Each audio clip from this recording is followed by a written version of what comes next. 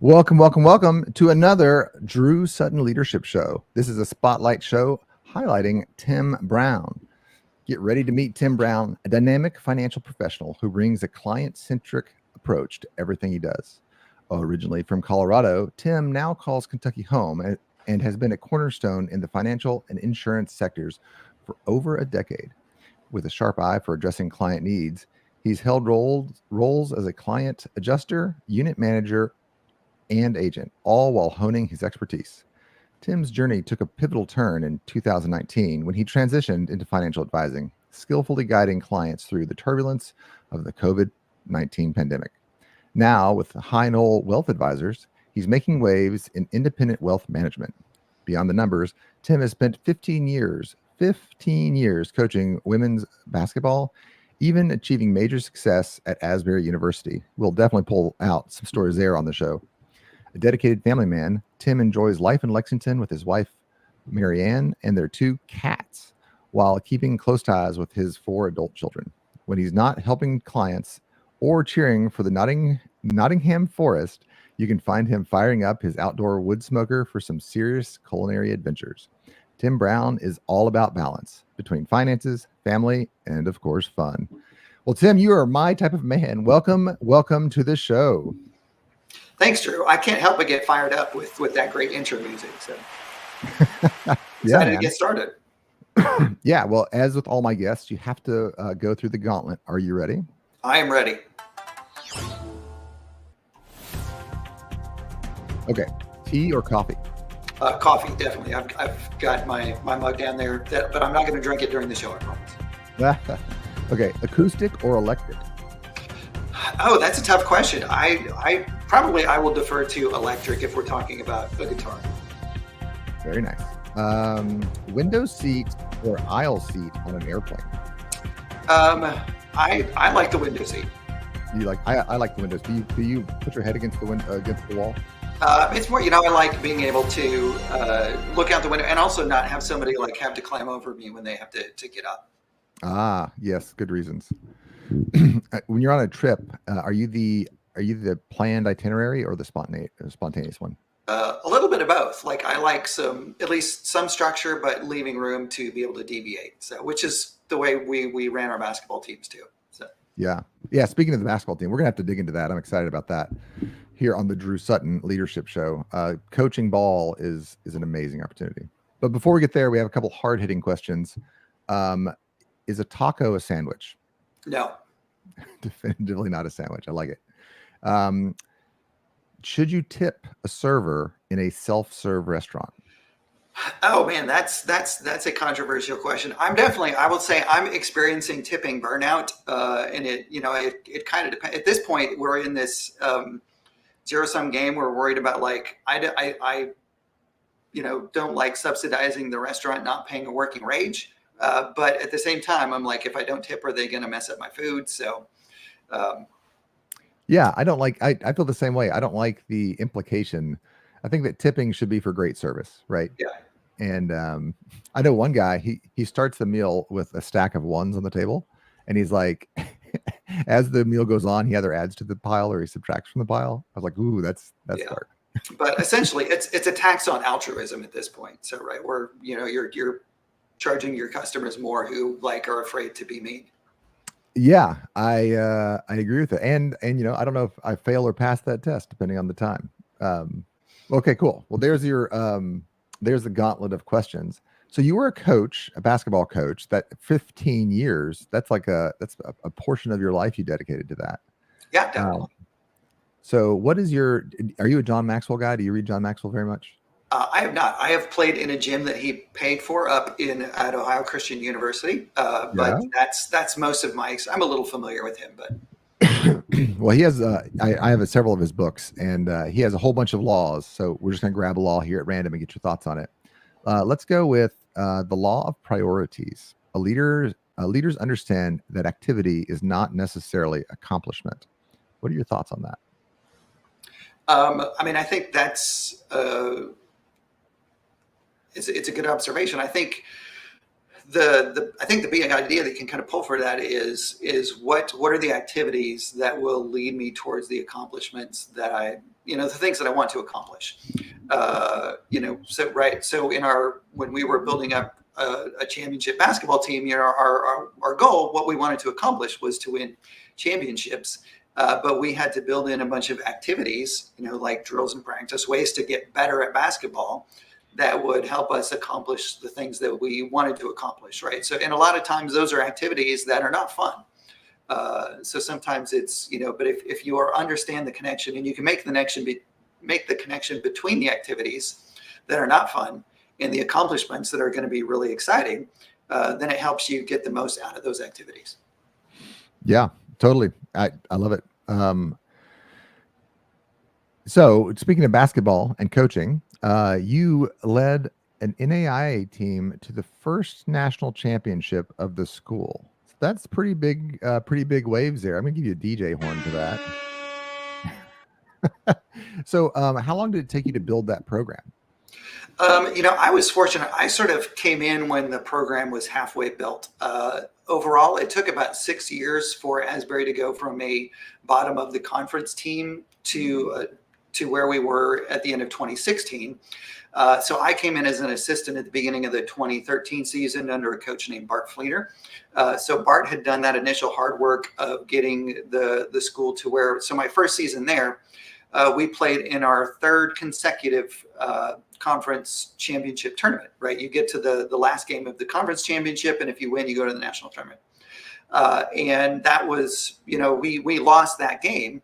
And again, that was the third time that they had gotten to that point. So the next season, we had a new head coach come in, and we kind of had one of those scenarios where we had to get a little bit worse before we could get better to the point that we could actually get over that next step and get to the national tournament, which we did in 2015. And then in 2016, through sort of odd circumstance, I had the opportunity to be the interim head coach for the last 14 games of the season and won 12 of those, including that, getting over that hump of finally winning a game at the national tournament. And if not for like a three-pointer right at the end of regulation, we could have, made it into the final 8. Gotcha. That's cool, man. Man, that's so exciting. So you're now into financial planning. You mentioned culinary skills as well. So how do you go from a bachelor's of arts over here and coaching basketball into wealth management? Walk me through that big jump. That's a good question. So I will sort of let you behind the veil of the way a lot of financial advising practices work. So I sort of came to it, not necessarily by accident, but I was just looking for, something to do long-term that gave me, really control and autonomy over who I worked with and what my schedule was, because once you coach basketball and are used to kind of being in charge of things, it's hard to go back to like, somebody telling you like, oh, you need to be back from lunch by 1. So it's like, how can I build a really independent career that sort of pulls together all of the different things that I've done? And of course, a lot of financial advising roles are advertised that way. And it actually, that job really can be that type of work. But a lot of times the companies that offer you those onboarding opportunities don't actually, what they really want you to do is go out and sell stuff. So they onboard you and get you started. And in this case, I onboarded with a company I had worked for before exclusively with insurance, and really wanted to do the job that they advertised, which was providing people with holistic planning services. And after a few years, it was pretty clear that where I wasn't a place where I could really do that. So I kept looking around, and eventually, the more I learned, figured out that the independent registered investment advisor space was the best way to really provide those services to the client and maximize the value that would give them what they really wanted. And so that's how I ended up at High Note Wealth Advisors at the beginning of this year. But so it's been a 5-year journey to kind of figure out how I want to do things and find the best way or the best environment to be able to do that and provide the best service possible.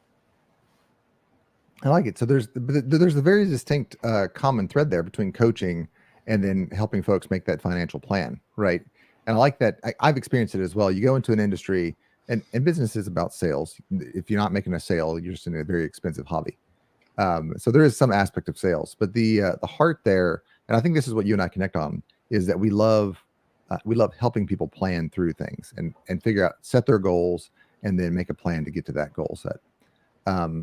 So how are you able to do that currently? Do you have any really cool stories you can think of? And remember, this is we're talking about money here. So this podcast is an informational purposes only and does not constitute the investment advice. The views expressed in this of the speaker here, in this case, Tim Brown, do not necessarily reflect the views of High Note Wealth Advisors and the rest of the disclaimer that we're going to throw here in the comments. But with that said, tell me some of your favorite stories about what you get to do today.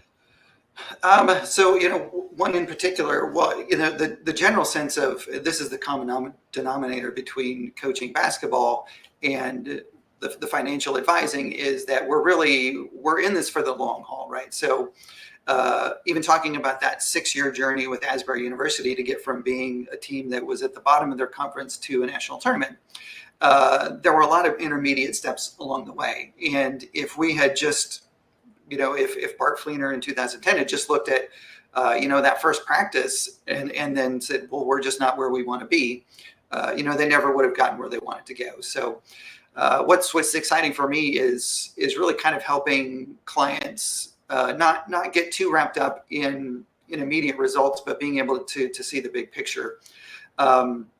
So, one particular client last year had, he had launched a pretty successful franchise and was used to really not having a lot of income, and his business had started generating a lot more than what he was expecting, and he wasn't quite sure what to do with it. So helping provide him with some structure of, hey, because when you start having a lot more income come in, you start paying a lot more taxes. And so he hadn't really had to worry about that before. So in one sense, it's a good problem to have. It's like, oh, I'm having to pay more taxes because there's a lot more money coming in. So helping him find some strategies to reduce his current tax liability and sort of set this long-term runway of he likes what he does. But at some point in time, if he, will be able to set a timetable where he kind of reaches that point where he only does it because he wants to and not because he also has to make sure that he's running this business to pay his bills. Yeah. And, that's coming to that end of career point is with the baby boomers. I think they call it the graying of America. It's a much more common effect these days. Folks are coming to the end of their career, or at least the end of their first career, as it were, and then deciding, hey, what do I do with the resources that I've accumulated so that I can move forward? Because there's a lot of life after 65, right? I think that's changed a lot over the last couple of decades.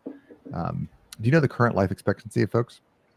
At least mortality tables, currently it's about 94 years old for women and 92 years old for men.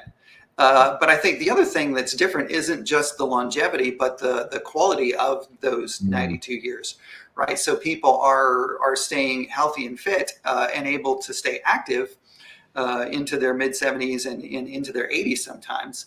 And that's one of the difficult things about traditional retirement planning is that, a lot of people don't actually want to just go sit at home or, go play golf for 4 hours. It's fun for like the first week. And I don't know, some people would be happy to do that.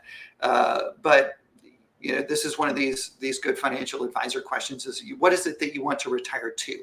And a lot of people who draw their meaning and purpose from their work, once they stop working, it's hard for them to find meaning and purpose.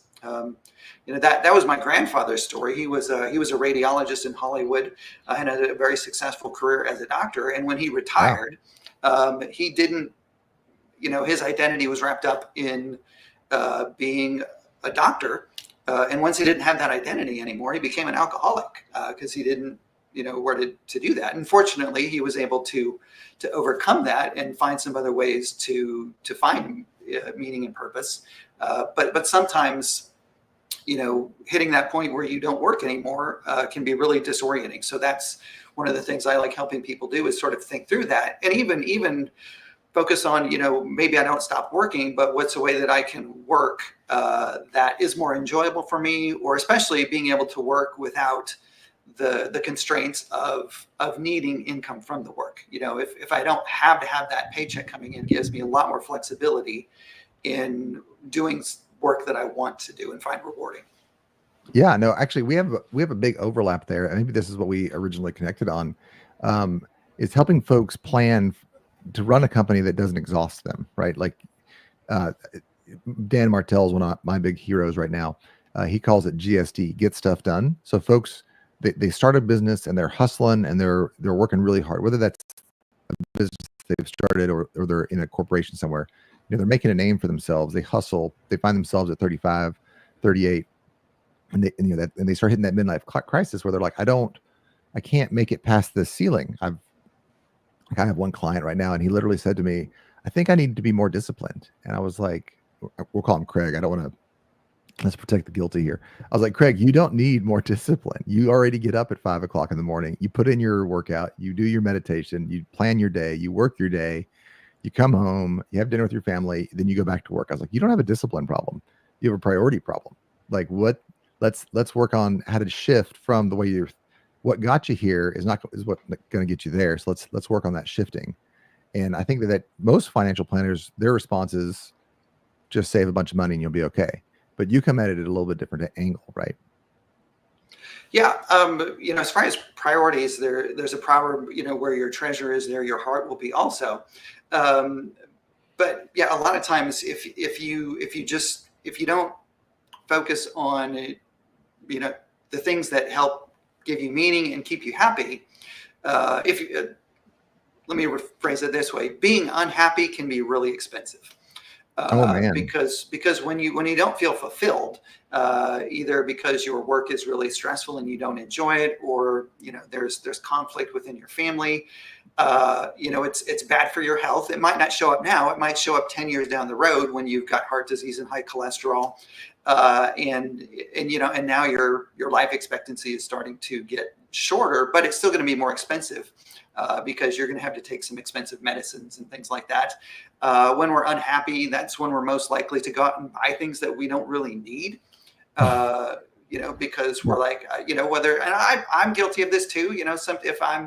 If I'm feeling bummed, I might just, I'm going to buy that board game that I've had my eyes on. That's one of my vices. But for other people, it might be like, a new pair of shoes or another golf driver to go with the other 6 golf drivers we have.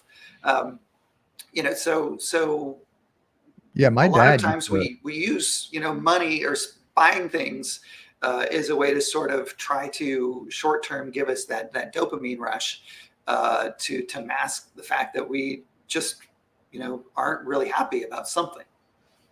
My dad he was huge into riding horses, and he still is, but when he was in his 40s, 50s, he was huge into it.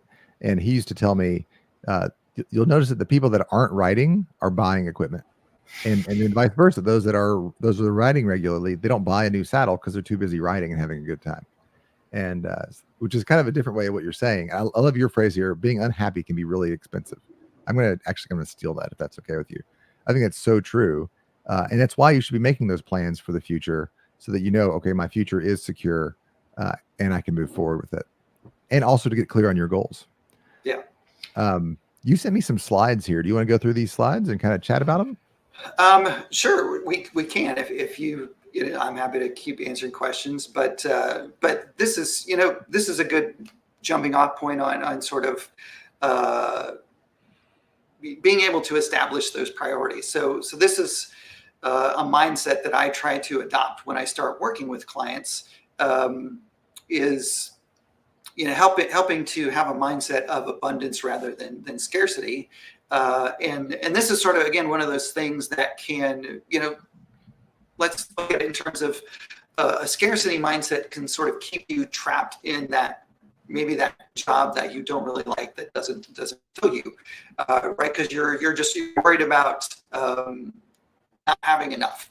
Like if I take a big risk, and I temporarily give up this paycheck that's coming in, that's scary. That's intimidating. So we stick with we settle for less than the best because we're worried about going without.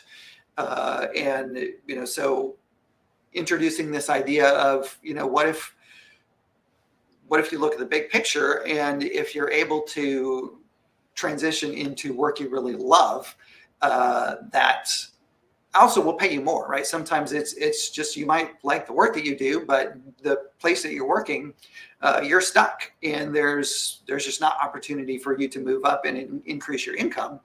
And so taking those steps to whether or not it's, hiring a good resume writer or a career coach, or making that investment in getting another certification or getting your MBA, taking those risks is what opens you up to abundance, rather than just being worried about going without for a short period of time.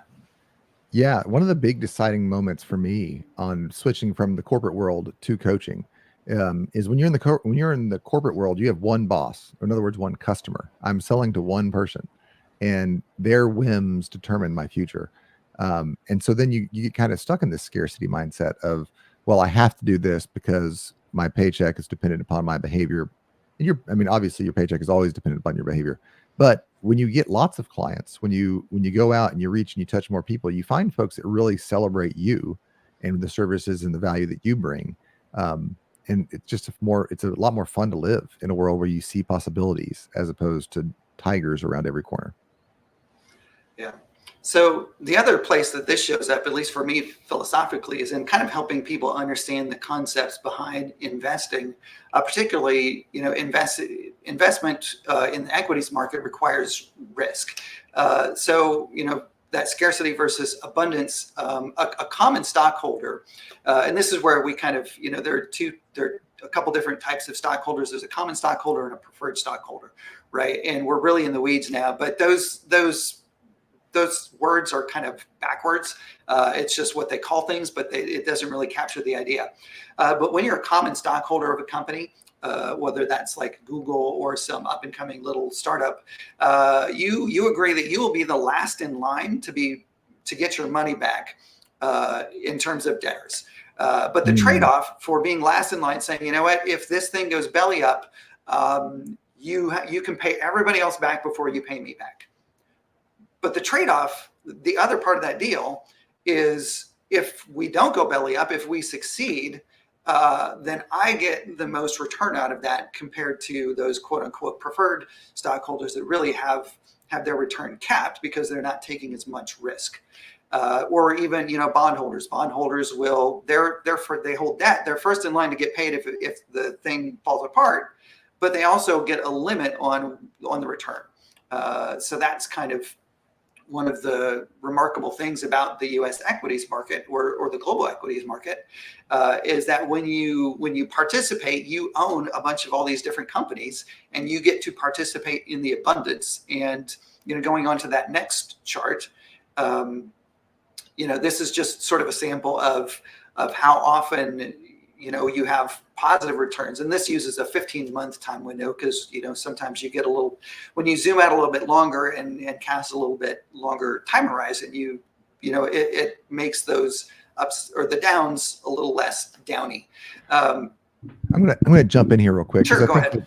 I think some of my audience is not super numbers focused, which is fine. So what I'm going to kind of, and Tim, correct me if I've misspoken here, but kind of what Tim is saying is that there is more than one way to skin a cat. There's more than one way to make money. If you have a high risk tolerance, or you want to capture more of the abundance there, you can do some things in the stock market that'll let you limit your risk and still ride that bonus wave. Right? Is that what you're saying? Sort of. And this is what I try to help people understand. The main way that we minimize that risk is through diversification, right? Right. You don't put all your apples in one basket. You try to put them in a bunch of different baskets, right? So there are some companies that have been around for a very long time. During the 2008 financial crisis, Coca-Cola and Pepsi kept paying dividends because during that financial crisis, people kept buying Coke and Pepsi. And people kept shopping at Walmart, and people kept ordering things on Amazon. So if you sort of focus on, the sustainability and profitability of these businesses, then that kind of helps you stay focused on the big picture, and trusting that even though in the short term there might be turbulence, that we're still going to get good results in the long run. This is, coming back to basketball.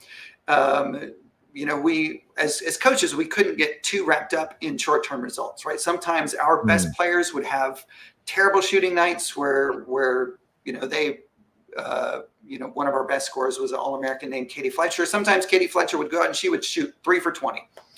But we still put her out there then the next night, because we saw her every day in practice and we knew that she was the best scorer that we had.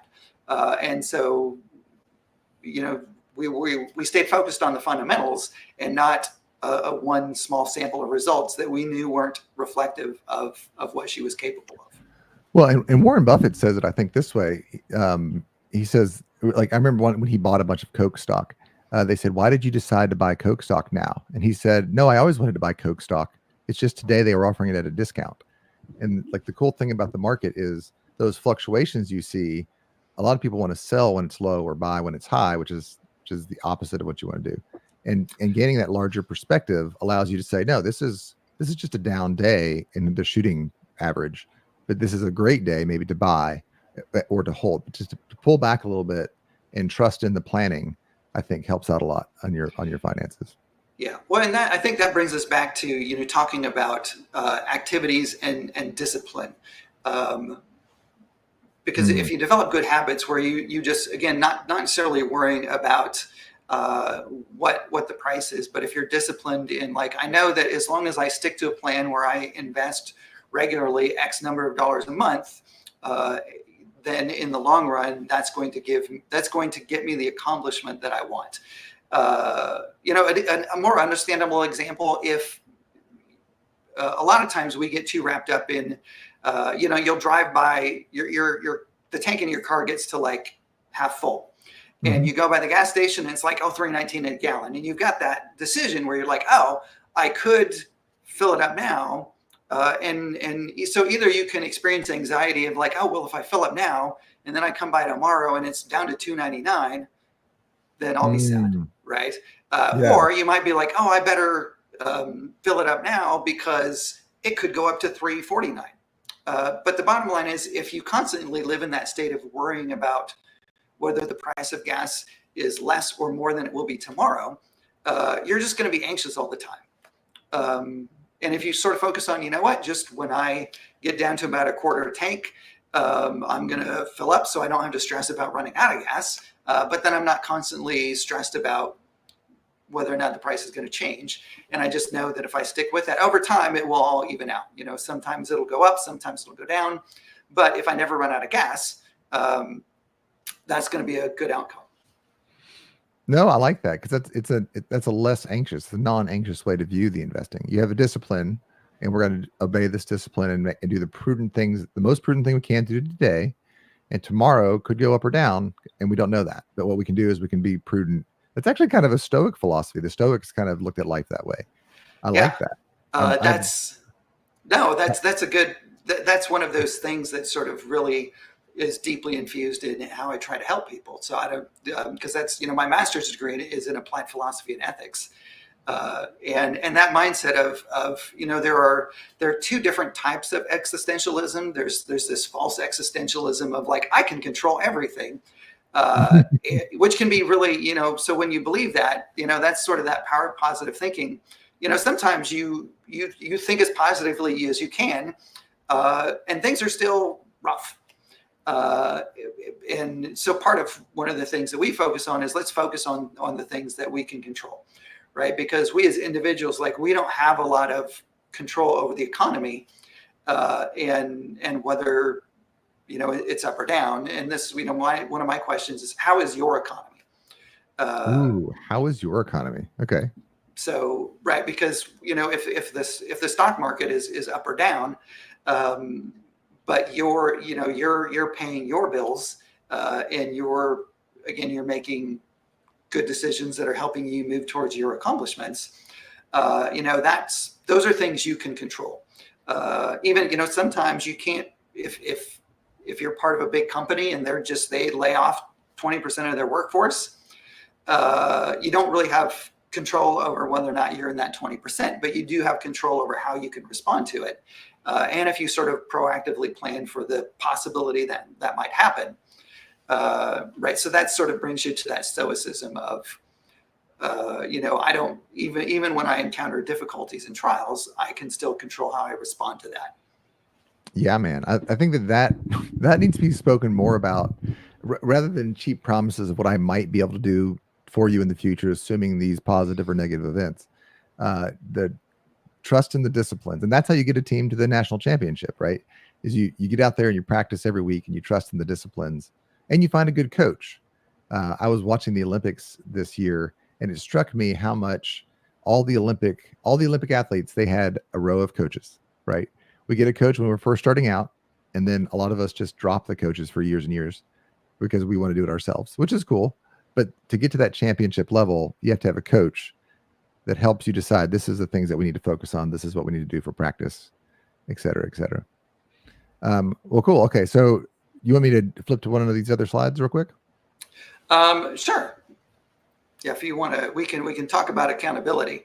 I mentioned earlier. Oh, good. So this is actually go back to this one. So this is part of this idea of what I actually do with people on a regular basis. So this is what we do in practice.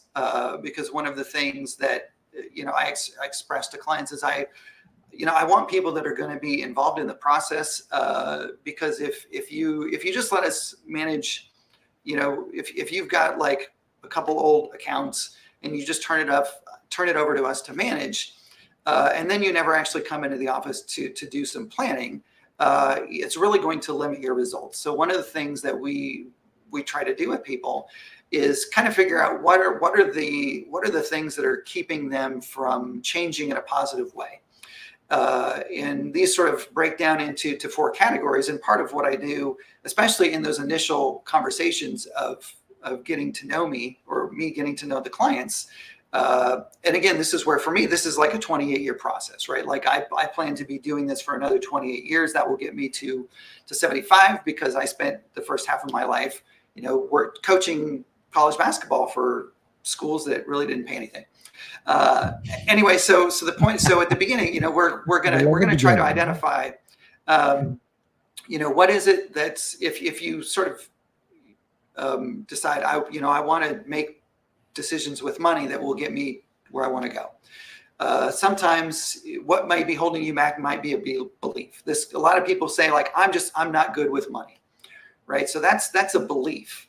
And so we want to target and unpack that belief. And again, coming back to that, not good compared to what? So if we can kind of figure out, all right, let's not worry about being good versus bad. Let's just find ways that we can get better, and get better in just making smaller decisions. So, I can't, coming back to buying something when I'm unhappy, right? Now, I might still, like, at some point down the road, buy something when I'm feeling unhappy. But if I even scale that back and do that less, I'm making progress. Sometimes people will say, I'd like to start investing, but I don't know where to start. Right? That's a obstacle of opportunity. So helping present them with, all right, well, here's a plan to get started. Now we're giving them an opportunity to get going. Sometimes it's helping them with reasons. So if people haven't really thought through, like, well, if I started to invest, and actually, if you want to, I think I have a slide right at the end. We'll jump there, right? So this is a reason. This chart kind of shows if you start, and for the next 10 years, you save $10,000 a year, and then you stop. And somebody else, when you stop, they start investing $10,000 a year. In this case, we used an 8% return, but the return doesn't matter as far as if you invest for 10 years and stop, and then somebody else starts investing $10,000 or whatever amount for 20 years, they will never catch you. Yeah. Right? let's just like highlight this.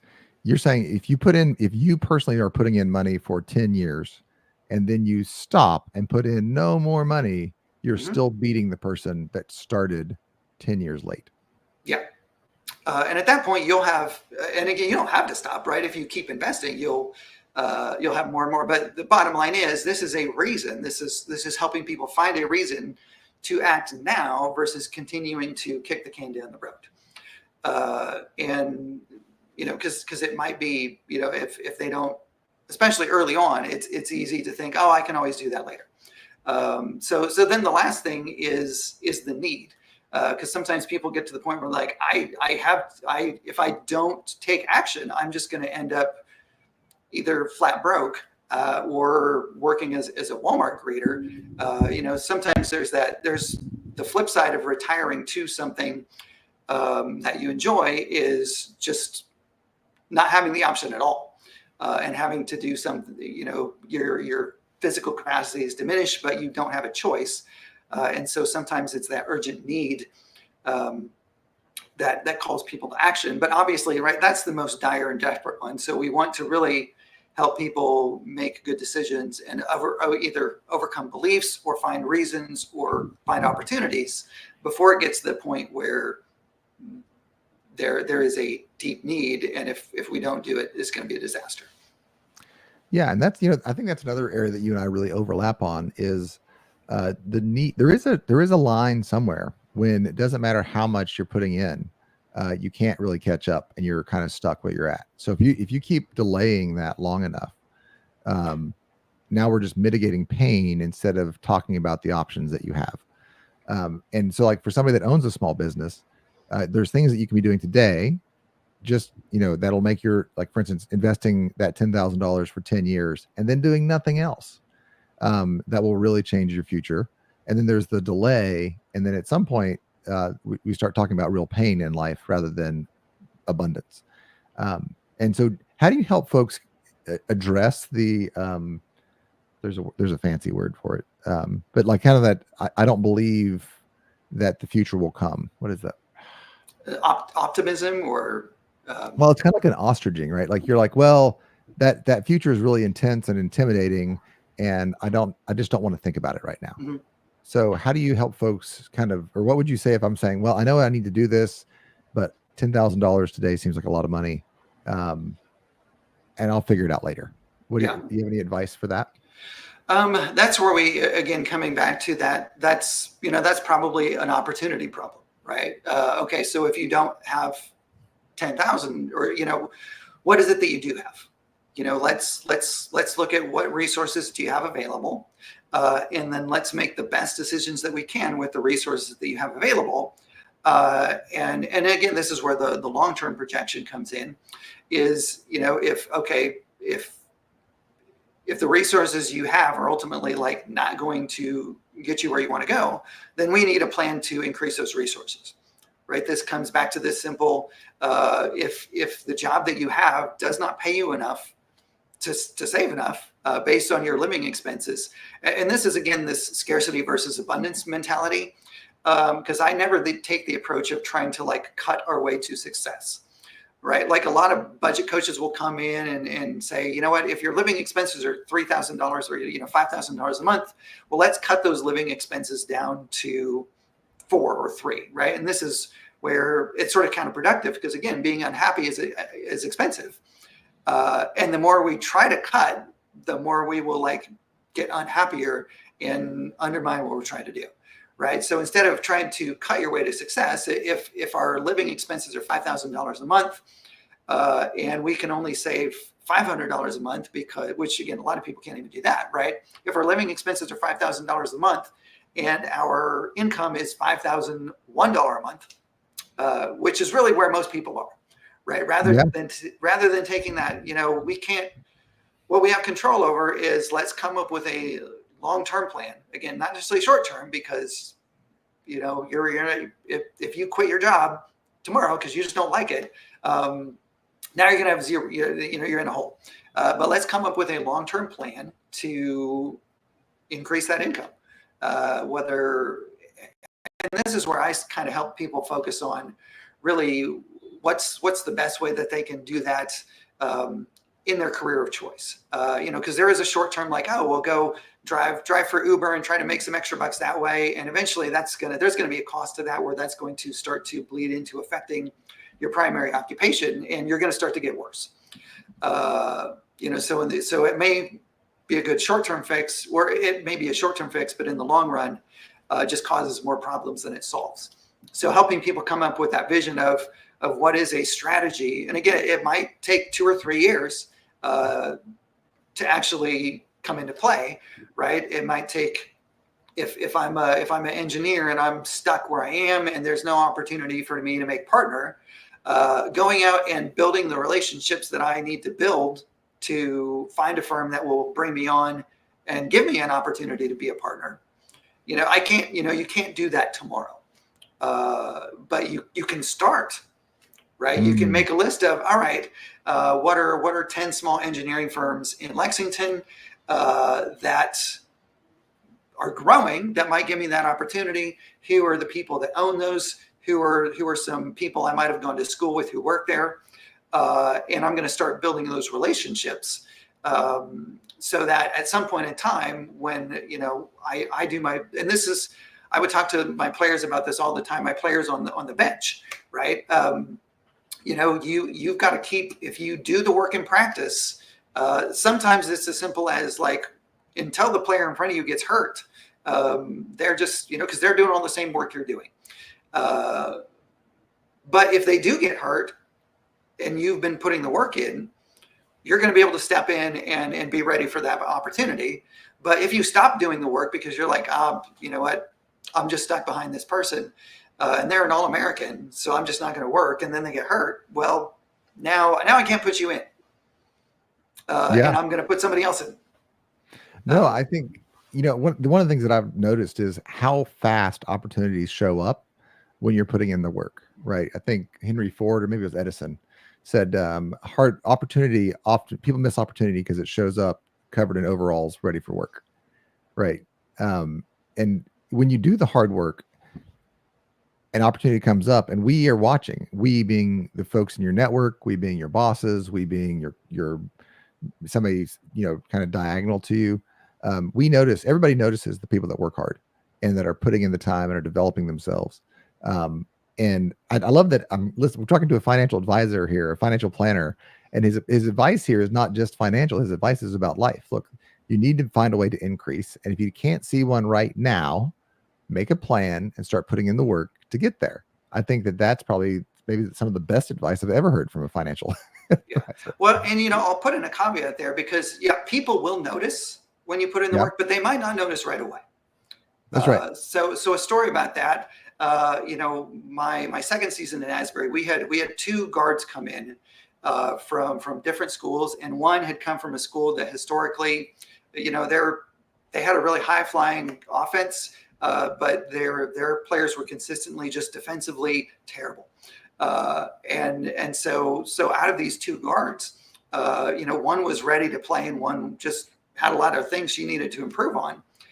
And she one of them, kind of lived the college life, and hopefully they might watch this. It'll be awkward, but that's fine. It's right. So one of them sort of like, she came in at a higher level and sort of stayed at that level. And the other one just put in the work, and she put a lot of extra time in the gym. And as head coach, it didn't register for me that she had been putting in the work until towards the end of that second season. Right. So there was a lot of time. There was a delay where she was putting in the work and wasn't getting more opportunities. But eventually, there was a point where the work she'd been putting in was unescapably obvious, but it was not right away. Yeah, no, it takes time. But I mean, that's, I do a little financial product called the Black Investing Box, and it teaches kids about compounding interest. And I tell the folks, all the biggest buildings in all the biggest cities have bank names on them because of compound interest, right? A little bit of work compounded. Now, I think that John Maxwell calls it the law of big mo, or momentum, is when you build that momentum, it takes a while, but eventually it does show. And I think that's an abundance mindset that says, I trust that this is the right this is the right activity, and I'm going to build that momentum, and eventually it will, and it does, you get the reward. It may take a couple of seasons or a couple of years, but it does build, and then the rest of us notice it, and we celebrate with you. Man, I'm super excited about this line of chatting, but we are running out of show. So I'm going to kind of start to close us out here. Do you have any kind of closing thoughts that you want to share with the folks? I guess just to sort of, elaborate on my story was I prepared to be ready to be a head coach for, again, 14 and a half years. Nice. Yeah. And I got a 14-game window to do it. And I won 12 out of those 14 games. And because of that 14, 15 years of preparation. And that kind of led me to that pinnacle of, what Maslow describes as, I don't know how to call it self-actualization, but sort of this, this accomplishment that was really wonderful to experience and to share with all of our players and coaches. And so then the next step was, all right, I can either keep chasing that high, or I can kind of look at, all right, how do I help other people do that work so that they can have those experiences too? And so that's really what I love to do now is come alongside people and again, let's look at what is that big accomplishment that you want, which isn't necessarily quantifiable, right? Sometimes it might be a really happy, successful marriage. It might be seeing your kids go on to do remarkable things. It might be, again, starting up a business or changing careers into, you always wanted to be a professional piano player. And right now you're stuck being an insurance adjuster, right? But kind of, what's the big picture and how can we start preparing and just doing those, invisible, not fun activities, but be aware of why we're doing it and just start making that progress. So that's what I'm excited about is helping people build those disciplines and again, overcome beliefs and find opportunities and reasons to be more successful with their money. Man, that's fantastic. I love it. Listen, if you are at a spot and you're saying to yourself, I know I need to do something for retirement, but I also live today. I got a family today. How do I prepare the best for the overall financial picture? Reach out to Tim Brown. Tim, how can they find you? You can visit our website at www.high-knoll-wealth.com. That's the word high and then the word Knoll, Knoll. It's named after a golf course where our principal started out as a caddy. Again, our owner actually has a great story. It's high-knoll-wealth.com. Sorry. Oh, yeah. Anyway, he did the same thing. He started as a caddy at this golf course and took a mindset of, I want to be able to be a member of a course like this someday. And for him, it was a lot of hard work. And he used those relationships to become, I think, if I remember correctly, like the first person in his family to get a college degree. And now he is a member of the Lexington Country Club. So again, another one of those. So that's what we love to help people do is be able to see a vision that seems really far off and start making good progress. Anyway, yeah, so that's, you can schedule an appointment with me through there and also find me on LinkedIn or your other social media things of your choice. And so I'll let you kind of enter this link. Yeah. So again, go find him, find Tim Brown on high-knoll-wealth.com or on LinkedIn. Also, if you're looking at the screen here, there's a Calendly link for a consultation. Just mention Drew Sutton Leadership. Tell Tim you heard him on the show, and he'll be happy to set you up with a free consultation to help you start setting those goals and plans to make sure that your family, finances, and fun are in order and are growing with abundance for the future. All right, go check him out. And with that, we are out.